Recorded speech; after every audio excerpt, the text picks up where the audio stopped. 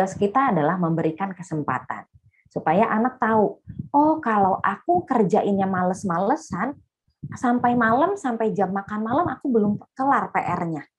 Tapi kalau aku kerjainnya semangat, ternyata sore-sore juga udah selesai.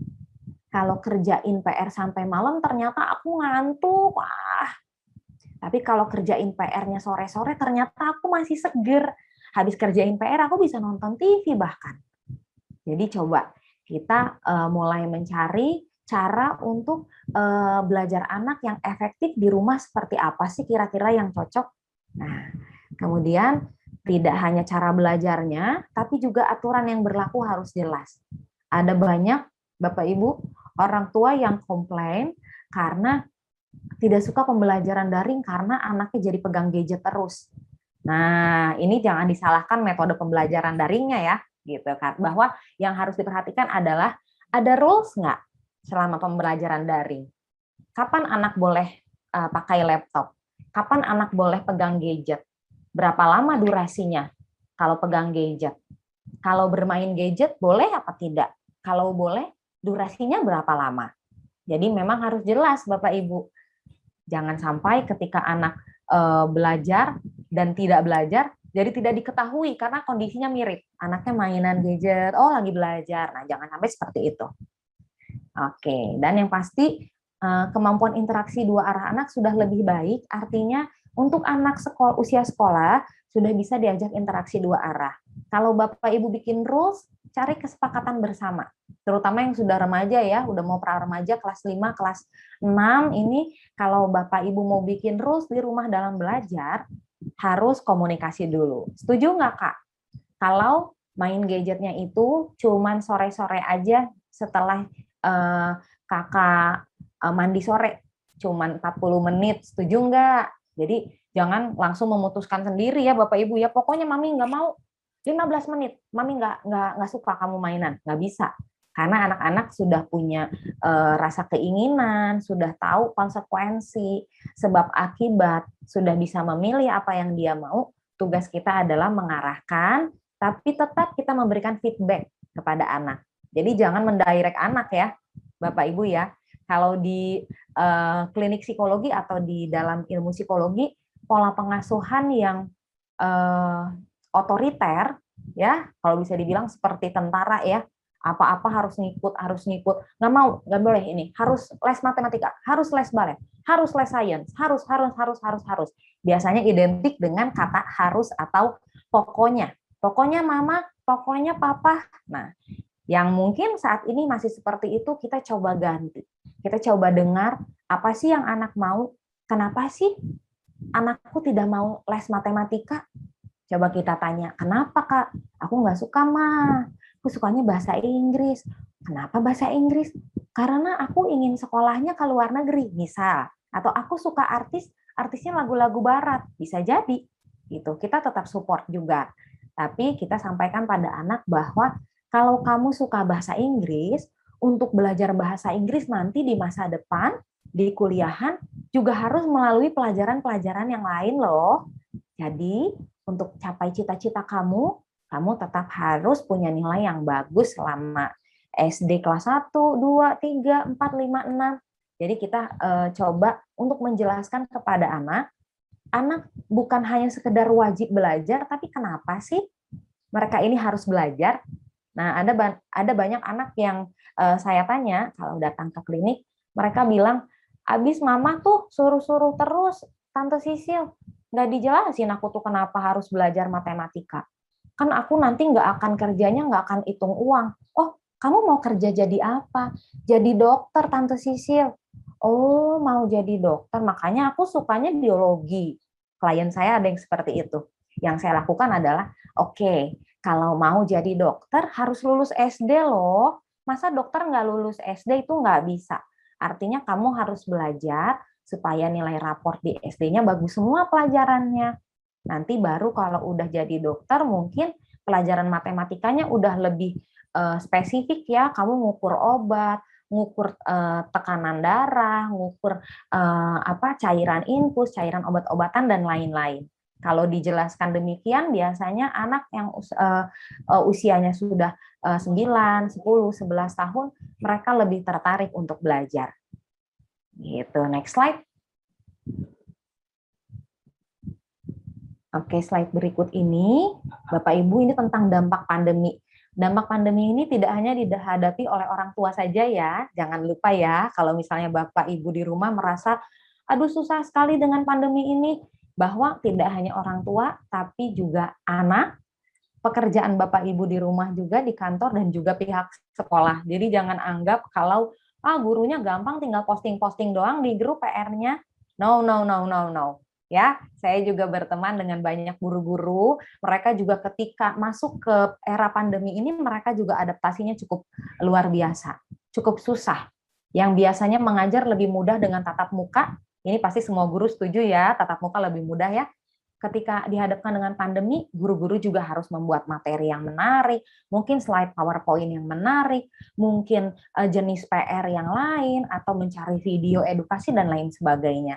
Jadi pandemi ini kita hadapi susahnya semua bersama-sama, gitu. Oke, next slide.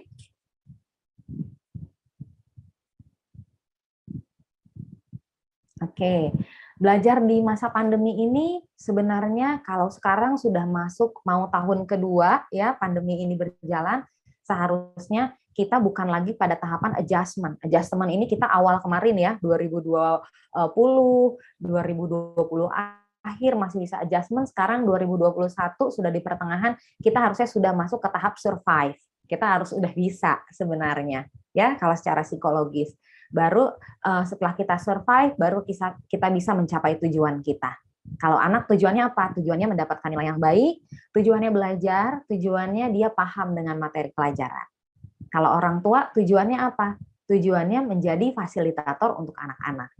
Kalau guru tujuannya apa? Tujuannya memberikan materi yang sesuai dengan kebutuhan dan goals yang sudah ditentukan. Oke, ada perubahan di masa pandemi ini. Yang pertama, yang gaptek jadi high-tech. Betul ya, mungkin Bapak Ibu guru yang dulunya nggak ngerti PowerPoint, aduh ini gimana sih PowerPoint, jadi bisa. Yang dulu nggak bisa nge-share materi atau invite murid di grup WhatsApp, sekarang jadi canggih, udah bisa invite. Untuk murid-muridnya juga yang dulu nggak pernah pegang gadget, sekarang jadi ngerti mengoperasikan handphone gimana, cara join Zoom gimana, live di Zoom gimana, share screen seperti apa. Dan juga sebenarnya di dampak pandemi ini positifnya selain menjadi high tech kita semua, kita juga menjadi lebih mandiri. Biasanya anak-anak karena dituntut untuk belajar mandiri, segala sesuatu sendiri, tidak seperti di sekolah, mungkin bisa senggol kanan kiri, apa sih nggak ngerti, ulangi. Kalau sekarang di rumah, anak harus dengar, tanggung jawab sendiri dengan tugas-tugasnya. Oke, jadi yang berkembang adalah tanggung jawab lebih dan manajemen waktu. Biasanya ini untuk orang tua yang mendampingi anak di rumah ya. Untuk ibu-ibu atau bapak-bapak yang menemani anak di rumah, saya cuma mau bilang bahwa perjuangan tidak akan sia-sia ya. This too shall pass gitu. Ini akan berakhir. Pasti ada ujungnya. Percayalah gitu ya. Jadi jangan terlalu kesulitan dengan kondisi saat ini, walaupun mungkin menekan ya karena kakak, adik atau siapa semua online, ayah juga online di rumah berisiknya bukan main.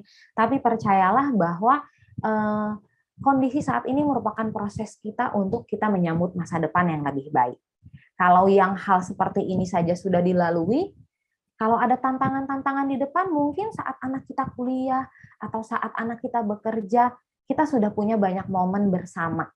Kita sudah proses anak kita dengan segala macam, udah kena marah, udah mungkin kena omel sama guru anaknya, sampai malam mungkin belajarnya, maminya sampai bantuin tugas sampai malam dan lain-lain. Percayalah momen ini akan jadi momen yang berharga untuk bonding ibu dengan anak di rumah. Jadi untuk orang tua dengan anak, nikmatilah selama pembelajaran di rumah, karena ini momen yang tidak akan terulang lagi setelah kita melewati ini semua. Next slide.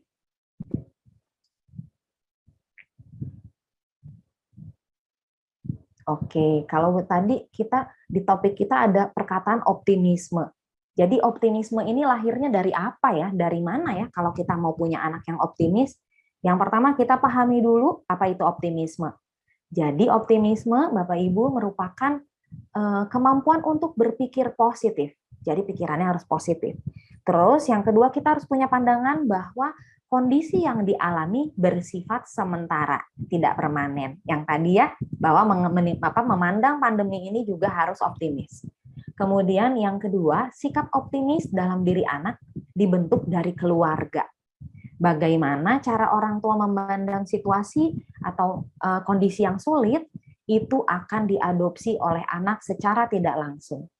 Kalau anak memodeling orang tua tidak perlu tidak perlu diajarkan. Misalnya begini, mama itu seperti ini loh, gini, nggak perlu. Cukup dibuktikan secara konkret dengan action dan perilaku Bapak Ibu di rumah dan guru-guru di sekolah, anak dengan mudah akan menangkap apa yang ingin Bapak dan Ibu sampaikan atau terapkan dalam kehidupan anak.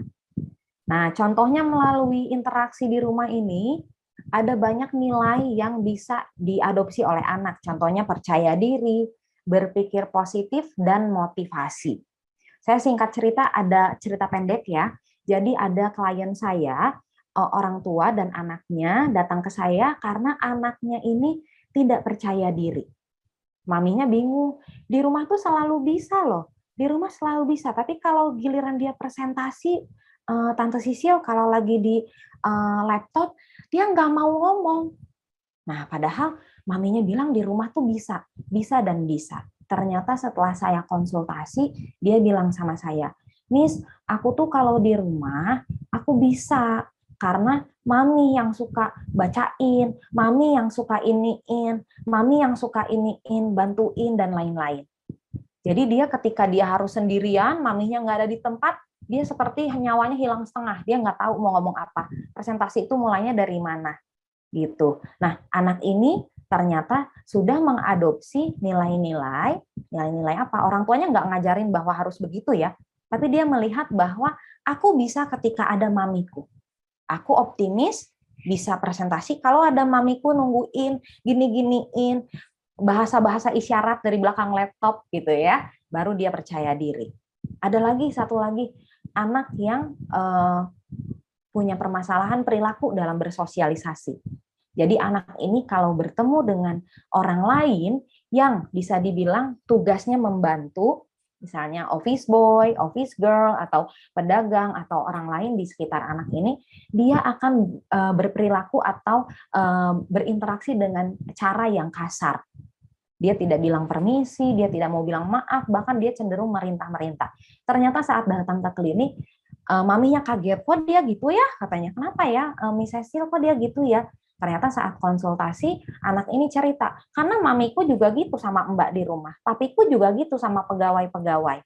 Jadinya aku kirain boleh kayak gitu ya, kata dia seperti itu. Padahal mami papinya nggak ngajarin itu, cuman dia melihat, oh seperti itu. Akhirnya dia melihat dan dia menerapkan langsung ketika dia berada di lingkungan sosialnya.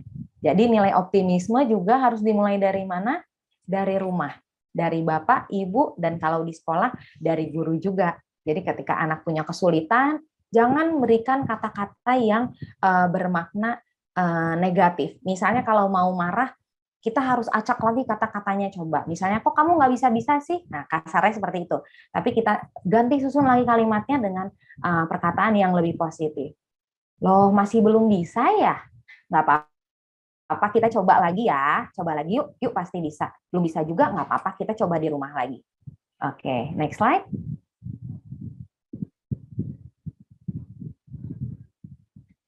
Oke, motivasi belajar itu harus ada dalam diri anak. Jadi yang memotivasi belajar bukan mami papinya, bukan bapak ibu gurunya di sekolah, tapi pada anak usia sekolah, khususnya yang sudah masuk pra-remaja ya, itu harus sudah punya motivasi. Satu, motivasinya dia ingin berhasil. Jadi anak-anak harus punya keinginan dulu untuk berhasil, untuk naik kelas, untuk dapat nilai yang bagus, untuk bisa jawab pertanyaan guru kalau di kelas. Jadi kalau nggak punya keinginan ya jangan berpikir bahwa anak akan bisa belajar dengan baik. Jadi harus menumbuhkan keinginan. Yang kedua, keinginan untuk belajar dan ingin tahu dan berkembang. Jadi biasanya rasa ingin tahu anak ini jika didukung dengan positif akan berkembang dengan baik. Ada banyak orang tua yang di rumah cenderung kalau ditanya sama anaknya tentang hal-hal yang mungkin agak agak aneh ya, mungkin anak dengar dari TV atau dengar dari iklan atau dengar dari apa, orang tua keburu takut untuk menjawab karena bingung. Kamu tahu dari mana yang kayak gitu? Aduh, yang benar, jangan dengerin yang itu, nggak bagus. Padahal kita harus berikan informasi yang sesuai. Kalau usianya belum cukup, kita jelaskan sesuai dengan usia perkembangan anak. Seperti itu. Oke, punya goals, harus punya tujuan. Yang terakhir, keinginan berprestasi atau meraih penghargaan. Jadi banyak yang bilang bahwa kalau anak waktu kecil sering diiming-iming, belajarnya bagus nggak sih, Mbak Cecil? Kalau menurut saya usia TK bagus. Usia SD kelas 1, kelas 2 masih oke. Usia kelas 3 seharusnya anak-anak yang punya kecerdasan rata-rata, pasti mereka tidak akan bergantung dengan reward. Karena mereka merasa, oh asik ya, ternyata kalau belajar itu ternyata senang ya kalau bisa. Kalau aku dapat nilai 10, ternyata aku seneng ya, pengen senyum-senyum terus, ternyata Pak Guru, Bu Guru puji aku pinter ya. Nah, jadi by the time anak akan belajar bahwa ada proses dan mereka ada rasa sukacita ketika mereka bisa. Jadi seharusnya tidak perlu takut untuk orang tua ketika pembelajaran di awal di TK masih diiming-iming, kelas 1, kelas 2 masih diiming-iming. Mereka akan bisa melepas pemikiran itu dengan sendirinya. Next slide.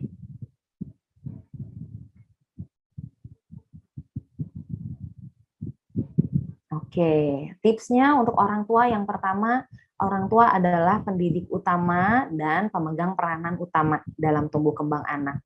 Jadi harus luangkan waktu untuk interaksi. Yang sibuk, yang di rumah aja semuanya sama aja buat saya. Yang penting harus ada kualitas interaksi yang baik.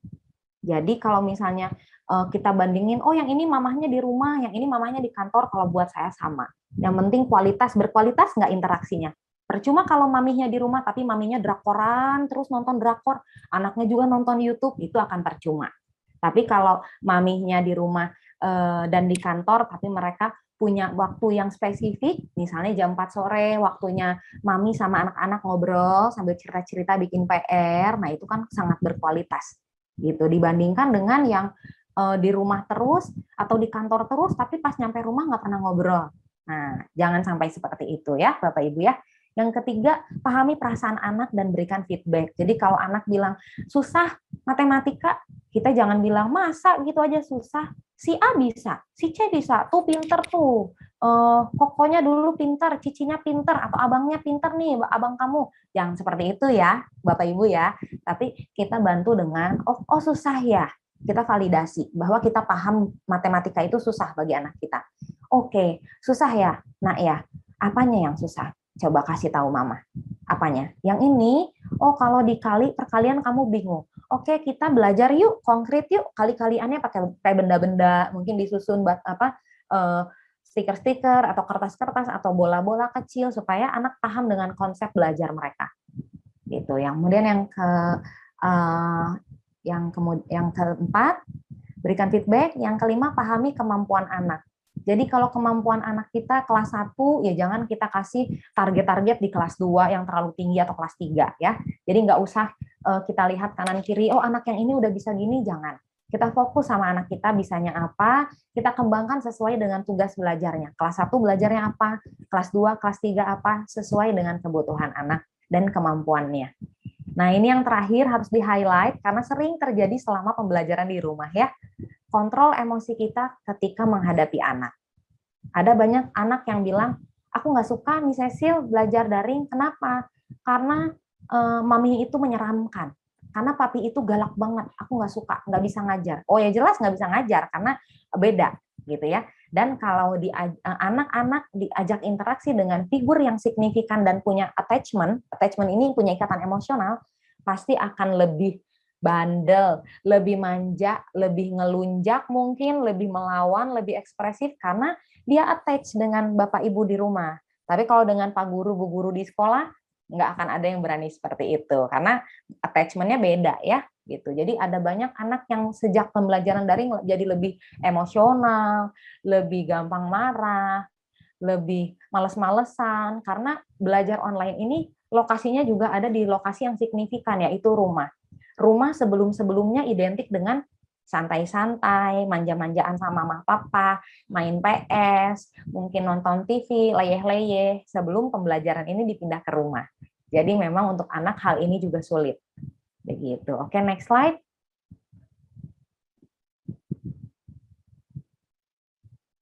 Oke, nah ini untuk pola pengasuhan yang paling pas adalah yang balance ya, otoritatif. Anak punya hak untuk bicara, jadi didengarkan apa yang dia mau. Orang tua menjadi pendengar yang baik, orang tua memberikan feedback bukan penolakan secara ekstrim. Jadi kalau anak menyampaikan sesuatu yang nggak sesuai dengan kita pun, kita tetap berikan feedback dengan cara yang tenang, minimal tenang. Gitu. Kemudian orang tua dan anak harus sepakat dalam membentuk aturan, dan orang tua sebagai role model harus konsisten dilakukan dan juga rendah hati. Next slide. Oke, saya rasa sih sepertinya udah nggak terlalu banyak ya. Ini tentang disiplin. Jadi disiplin itu harus diterapkan secara berulang. Kalau Bapak Ibu ingin anaknya bangun pagi di usia SD, dari TK sudah harus dibiasakan bangun pagi. Kalau Bapak Ibu ingin anaknya habis main, beresin mainan sendiri, dari kecil harus dibiasakan. Jadi ada banyak orang tua datang ke psikolog, Miss, dia nggak bisa, Miss, rapihin barangnya sendiri. Karena ya jelas dari kelas TK sampai dengan kelas 1 SD dibarapihin sama mbak, sama mami. Nanti pas kelas 3 baru mau diajarin rapihin sendiri, niscaya tidak akan bisa. Ya, jadi harus dibiasakan sejak usia dini. Dan orang tua dan anggota di rumah semuanya sebagai pelaku disiplin bagi anak. Jadi semuanya sama rules-nya. Kalau mami membatasi main handphone, maka anak juga akan ikut membatasi main handphone.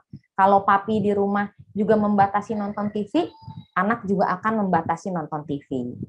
Oke, ini yang tadi sudah ya. Next slide.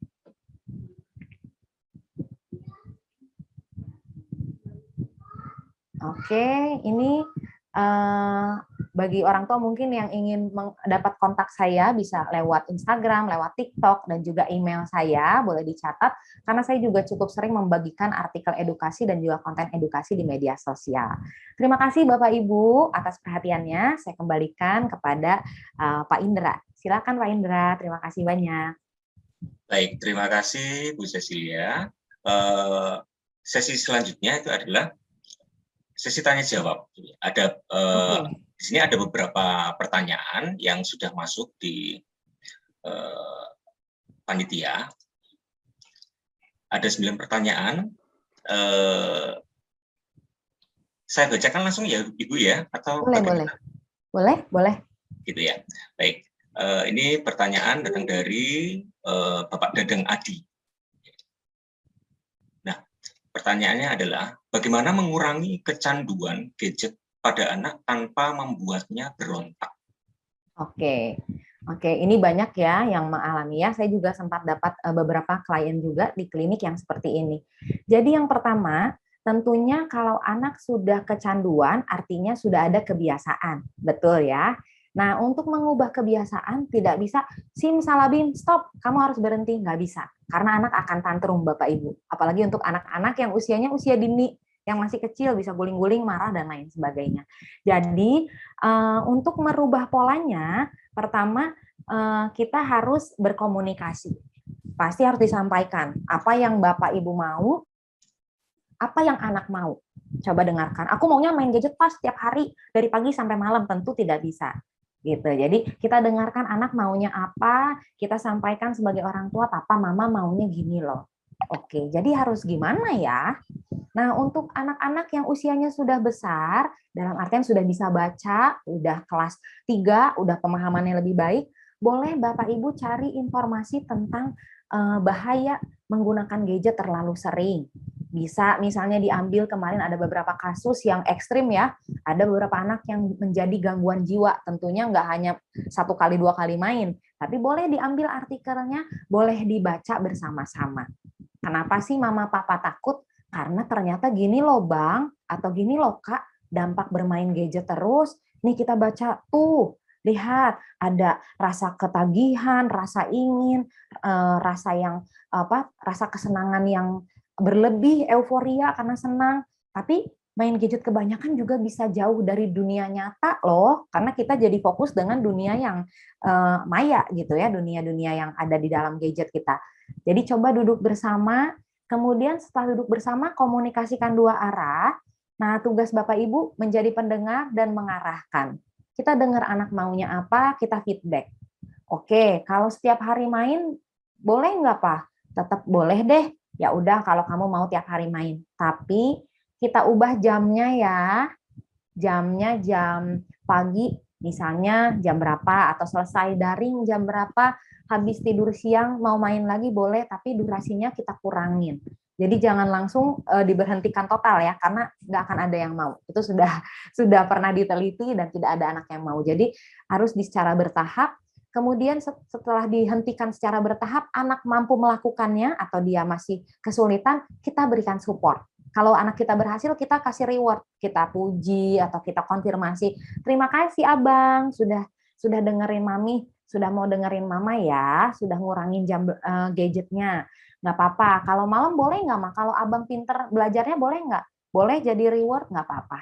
Karena ya anak juga saat ini gadget sudah menjadi bagian dalam kehidupan kita semua gitu. Tapi mungkin untuk yang lebih besar kita arahkan, kesukaannya apa sih? TikTok ya? Oh, sukanya TikTok. Oke. Coba kamu bikin konten TikTok belajar. Nah, kita challenge yang dia suka apa. Atau anak sukanya nonton apa sih YouTube-nya? Nontonnya nonton memasak misalnya, nontonnya kulineran. Kenapa enggak kamu jadi pelaku kontennya juga sama mama? Mama bikin apa, kita sama-sama di dapur. Jadi coba dilibatkan dalam keadaan atau kegiatan yang tetap menggunakan gadget, tetap terkait dengan apa yang anak suka, tapi diarahkan dengan kegiatan yang berbeda. Contohnya, kalau yang suka game, cobain papa maminya juga ikut main game bareng. Nanti lama-lama gamenya kita ganti jadi game yang lebih ke arah edukasi. Gitu. Jadi caranya mungkin seperti tadi ya, Bapak Ibu ya, tidak bisa langsung di stop, harus ada win-win solution dua arah. Karena anak-anak kita sudah di usia sekolah. Seperti itu. Semoga bisa dipahami ya Bapak Ibu. Terima kasih. Baik, terima kasih. Mungkin ada pertanyaan secara langsung mungkin. Boleh? Silakan. Saya Bu Sisil. Boleh, Pak Antonio silakan. Ya, untuk umur yang tepat bagi anak sekolah TK dan SD itu berapa ya? Durasinya? Iya. Oke, kalau anak usia TK sebenarnya kalau tidak pernah terpapar sama sekali itu lebih baik.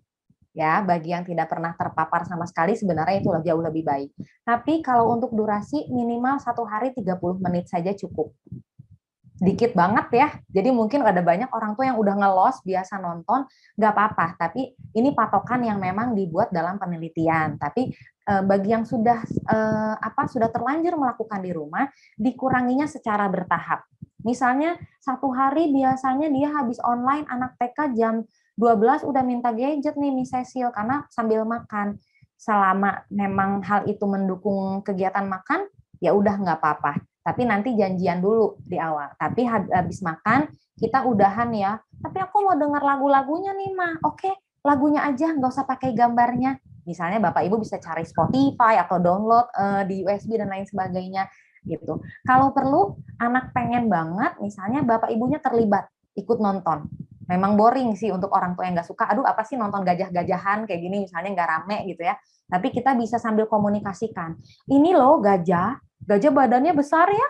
Wah, harimau. Ternyata harimau itu binatang buas, Kak. Artinya nggak bisa ada di rumah kita, nggak bisa keliaran di luar. Jadi anak-anak yang nonton pun dia dapat informasi tambahan, nggak cuma di entertain secara visual dan lagunya aja, tapi dia juga dapat informasi baru. Sebaiknya 1 hari hanya 30 menit. Kalau yang belum terpapar sama sekali, buat anak-anak usia TK bisa nonton di hari Sabtu Minggu, itu boleh 1 jam. Bagi yang nggak pernah nonton sehari-harinya.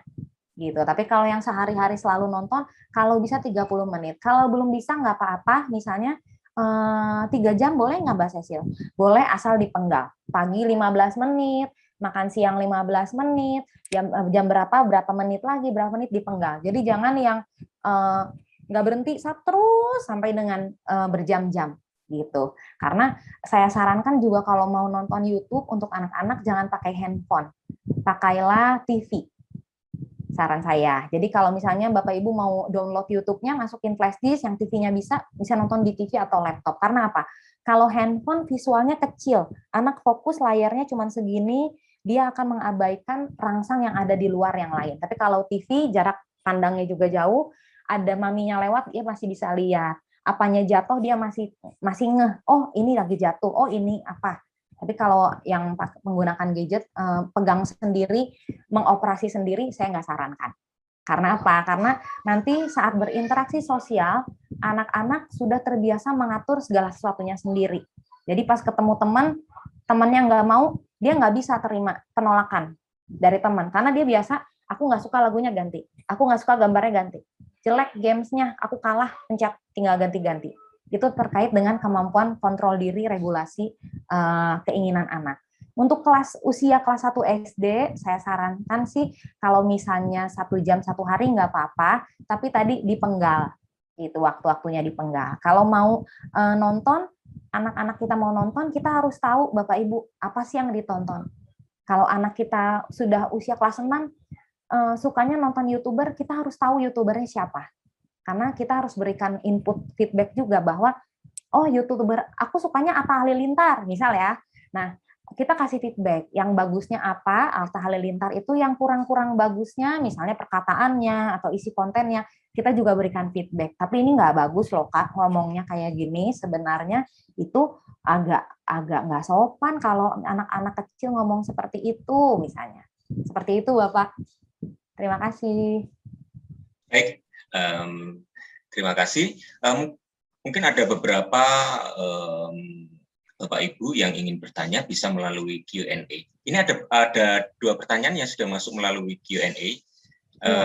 Saya bacakan Ibu ya. Iya boleh Pak, silakan. Ya, baik, terima kasih.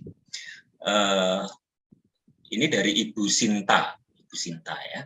Maaf Bu, saya mau tanya bagaimana membangkitkan semangat anak-anak dalam belajar saat mereka sebelum pandemi, mereka merasa belajar yang lebih berwarna. Karena ke sekolah selain belajar bisa ketemu teman-teman. Sedangkan di rumah seperti masuk dalam sangkar emas.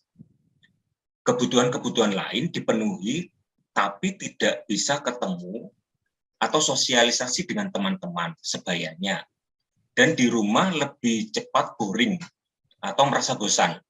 Kami selaku orang tua selalu mendengarkan mereka dan memberi nasihat, tapi tidak lama bertahan, kemudian semangatnya turun lagi. Terima kasih. Nah, itu pertanyaan yang pertama ya Bu ya. Yang kedua, ini ada 2 pertanyaan. Dari Ibu Siska Teresia, bagaimana cara membuat anak lebih sadar karena sejak pandemi kita papa mama lebih suka marah dan pusing dan suka dikit-dikit menangis padahal sudah kelas 3 merengek terus. Terima kasih. Itu ada 2 pertanyaan dari Q&A. Silakan Ibu Sesi.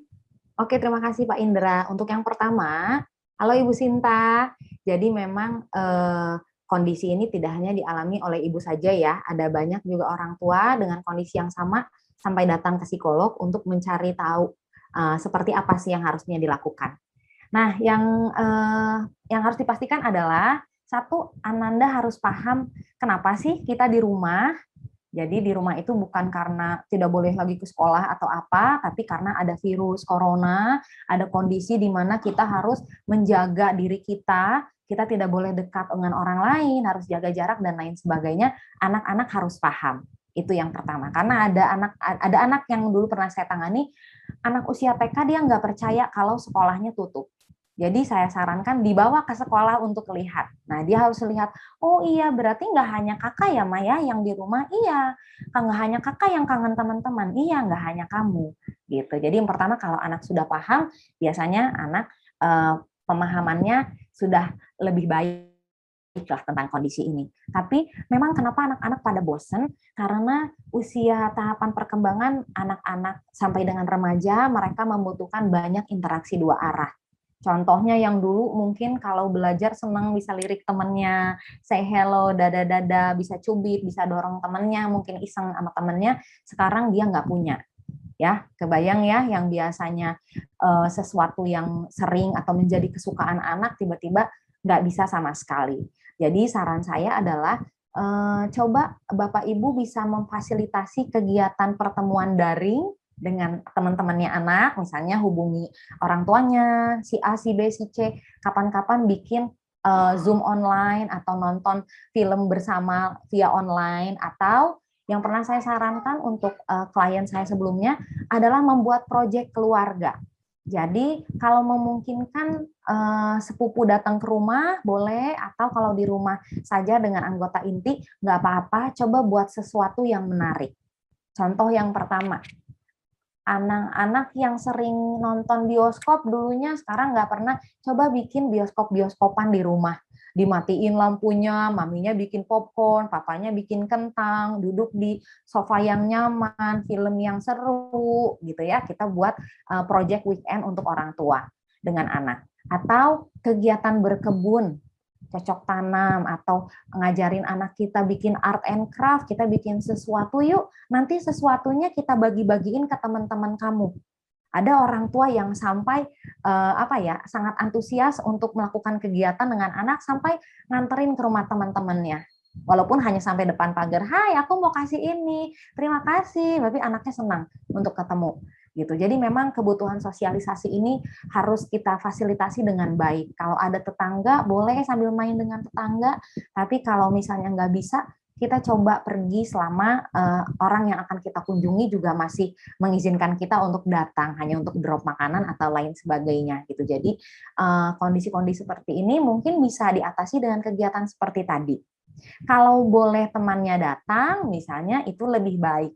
Tapi kalau selama tidak boleh atau datang aktivitasnya di luar aja ya, barbeque atau masak-masakan apa di luar atau bikin kegiatan apa, silahkan gitu. Karena kebutuhan ini memang tidak bisa digantikan dengan kebutuhan-kebutuhan di rumah dengan nonton-nonton doang atau kegiatan yang lain. Anak butuh ngobrol, butuh cerita. Atau mungkin Bapak Ibu kalau waktunya luang, hari Minggu Sabtu tanya dia sukanya apa. Sukanya misalnya K-pop. Ya, mau nggak mau Bapak Ibu, K-pop juga harus kita jabanin gitu ya. Kita harus pelajari juga. Oh iya, kamu sukanya lagu ini. Oke, cantik ya, ganteng ya. Kita berikan feedback supaya anak-anak kita merasa, oh iya, aku dimengerti ya sama mama. Mama juga tahu yang aku suka. Oke, karena kondisi ini memang wajar, sangat wajar dialami oleh anak-anak. Mungkin bisa dibantu ya Bapak Ibu ya untuk kegiatan-kegiatannya, boleh dicari kira-kira apa yang bisa dilakukan. Saya langsung lanjut yang kedua ya, untuk Ibu Siska Teresia.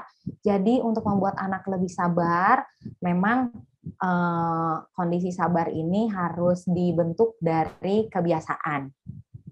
Saya nggak tahu nih, Bapak Ibu di rumah, apakah sebelumnya anak memang tidak sabaran atau sejak pandemi saja? Kalau sejak pandemi artinya kondisi tidak sabar ini karena ada perubahan atau tekanan. Nah, di sini Bapak dan Ibu tulis bahwa papa mamahnya lebih suka marah dan pusing gitu ya. Mungkin bisa jadi pusing ini juga karena kondisi atau reaksi yang disebabkan oleh anak atau kondisi di lingkungan sekitar yang menekan. Misalnya harus online papanya atau mamanya harus online juga, anaknya harus ngerjain PR. Jadi memang untuk melatih kesabaran adalah kita usianya udah kelas 3 ya. Kalau kelas 3 kita coba dengan cara mengobrol. Kita mengobrol nggak usah sambil duduk hadap-hadapan tegang banget ya, tapi kita coba ajakin anak sambil masak, bikin kue, bikin cookies, atau bikin sesuatu, misalnya kita sambil ngobrol. Kakak kenapa sih kok suka nangis? Kok kakak gampang sih dikit-dikit nangis? Nah, biasanya anak yang suka nangis merengek identik dengan relasi yang memang manja sebelumnya. Apakah memang kondisinya dari dulu Ananda dimanja? Nah, ketika sekarang hidup di masa pandemi masih dimanja sebenarnya, cuman ada tension-nya lebih apa ya, lebih menekan. Jadinya papa mamanya lebih cepat gampang marah, misalnya seperti itu. Jadi untuk melatih kesabaran, yang pertama interaksi dua arah, kita harus ngobrol. Kenapa sih kakak nggak boleh merengek? Karena sudah kelas 3 SD, harus lebih teratur, harus lebih mengerti, harus lebih bisa mengendalikan emosi. Tapi boleh nggak merengek? Boleh kalau lagi apa? Harus dijelaskan pada anak. Misalnya kamu lagi sakit, kesakitan, atau lagi sedih, kamu butuh mama, butuh papa, nah itu boleh.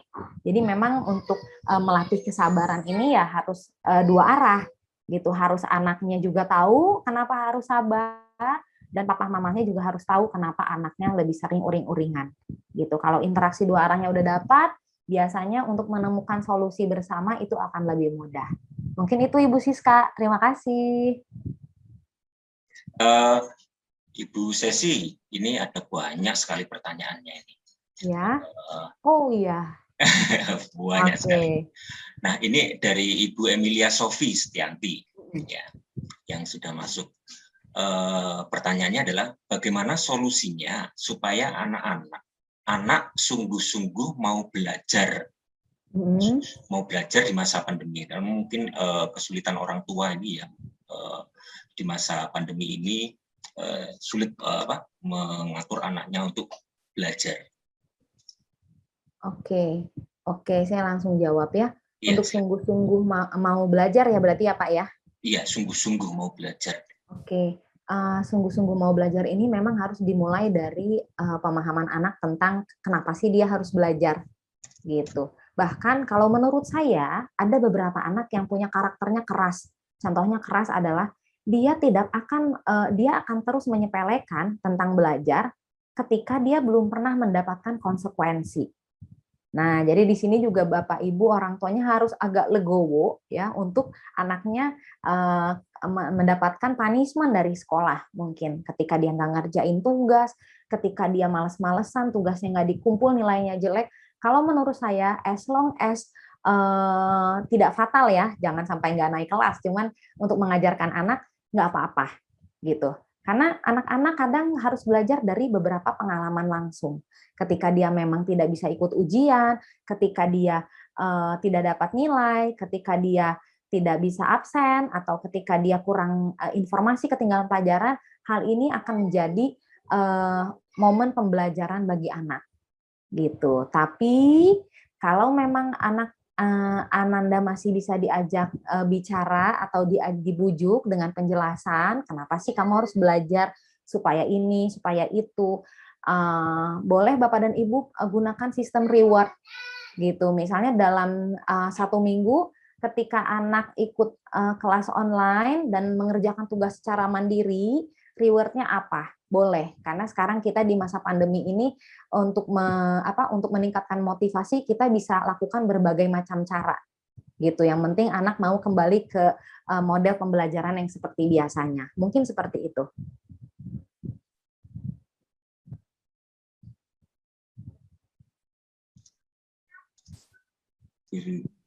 Ini ada lagi yang masuk ini dari Bapak atau Ibu ini ya, tidak ada namanya ini. Saya bacakan saja ya Bu ya. Iya, boleh. Bagaimana menghadapi anak yang kurang konsen saat belajar online? Pengennya cepat-cepat lihat YouTube. Dan kalau menulis saat ini lebih pelan daripada saat masuk sekolah. Itu pertanyaan. Oke. Jadi yang pertama, ini menghadapi anak yang kurang konsen saat belajar online. Yang pertama memang kita harus lihat apakah si rentang atensi anak ini sesuai dengan anak seusianya, gitu ya, supaya tahu apakah memang dia tidak fokus karena rentang atensinya yang pendek atau yang bawah ini pengennya cepat-cepat lihat YouTube gitu. Tapi kita harus cek juga gitu ya. Yang pertama, cara mengetahui kemampuan anak dalam melakukan atensi adalah usia anak dikalikan 3. Jadi misalnya usia anaknya sekitar 5 tahun, berarti rentang atensi fokusnya yang paling baik adalah 15 menit. Gitu. Kalau anak-anak kita di usianya sudah SD ternyata konsentrasinya jelek, kita lihat dulu atensinya sudah bagus apa belum.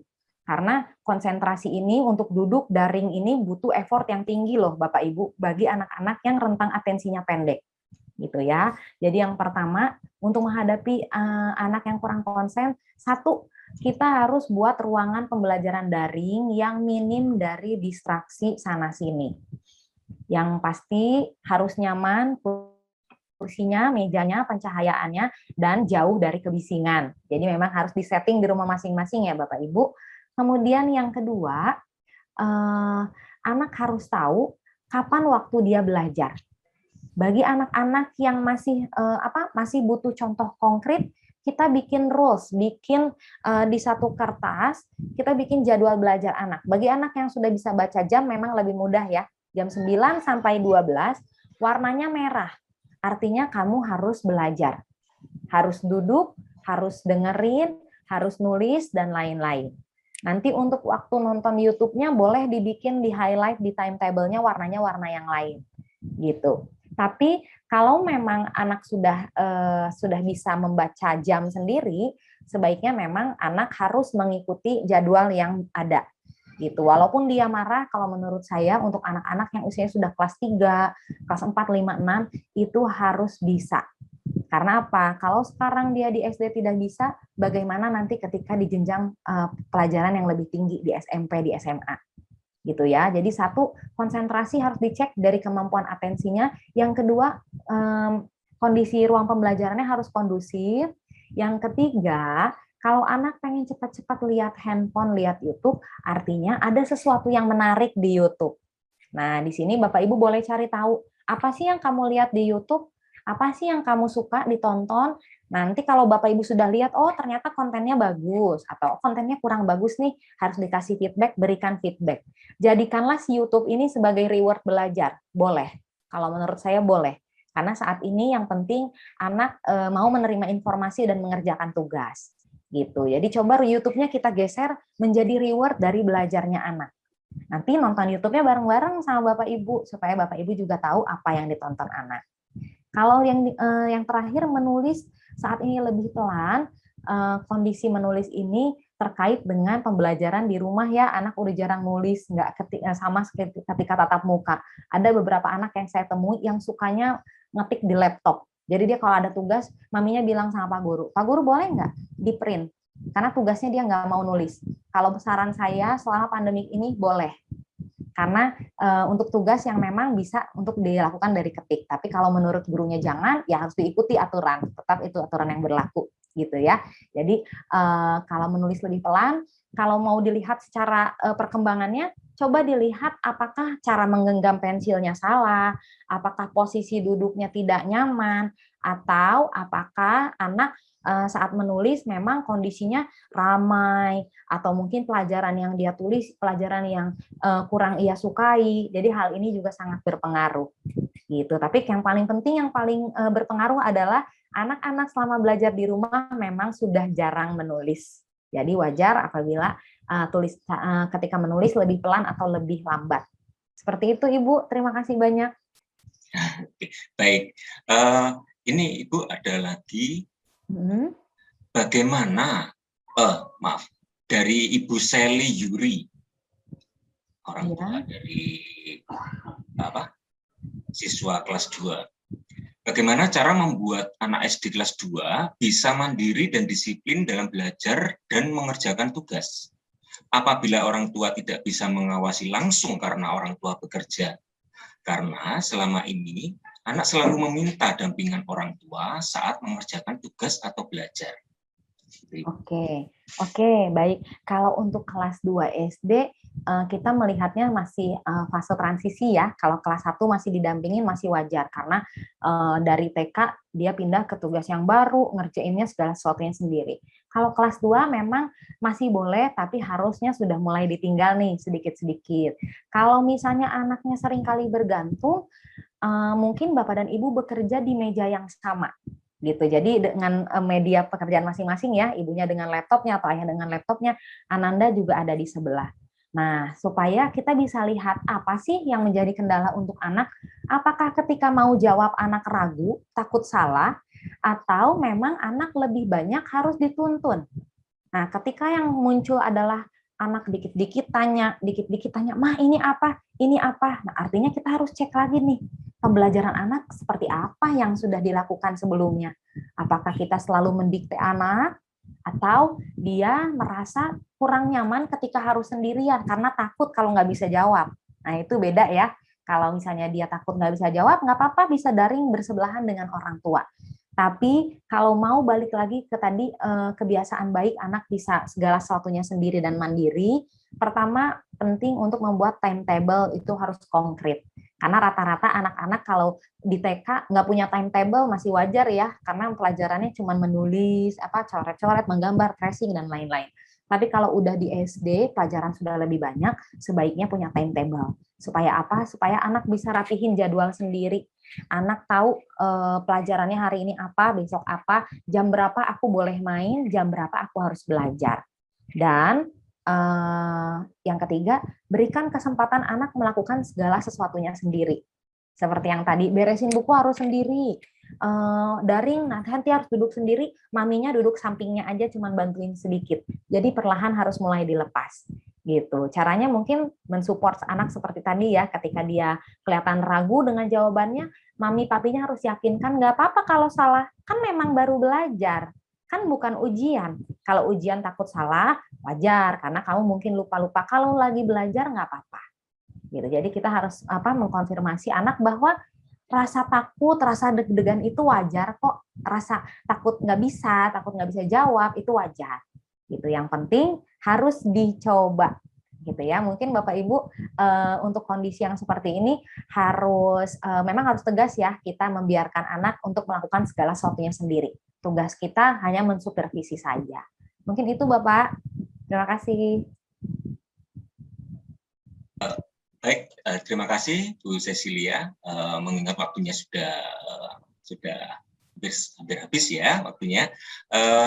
Ibu Cecilia, ini ada orang tua yang jika mau menghubungi Ibu untuk konsultasi secara pribadi, itu bisa menghubungi nomor WA atau Oke. nomor apa Ibu?